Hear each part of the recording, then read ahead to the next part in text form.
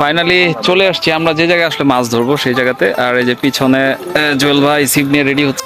ওই যে আমাদের পিছনে নৌকা, আর নৌকার মাঝে দুইটা ভাই হচ্ছে আমাদের জন্য মাছের খাবার রেডি করতেছে। এদিকে আরেকজন লোক আছে, এ হচ্ছে মানে এই স্টকে থাকবে। আমরা দুইজন যখন মাছ না ধরতে পারবো তার পাওয়ারটা আমরা কাজে লাগাবো আজকে।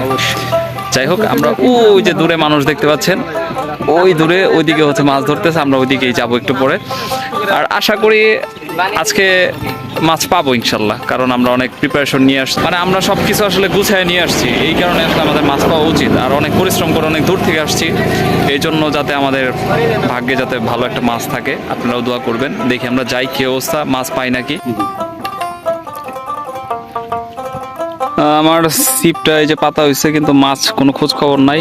বাট রাজীব দারটার মধ্যে একটু আগে মাছ একটা গুঁতা দিয়ে গেছে, আর দাদারটাও একটা গুঁতা দিয়ে গেছে, কিন্তু আমারটাই গুঁতা দিতে পারতেছে না এখনো।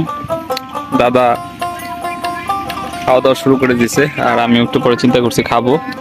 আমি চিন্তা করছি যে পর্যন্ত আমারটার মধ্যে মাছে গুঁতা না দিবে সে পর্যন্ত আমি কিছু খাবো না। যাই হোক, মাছ যদি আমারটার ভিতরে গুঁতা দেয় এসে তারপরে আমি খাবো।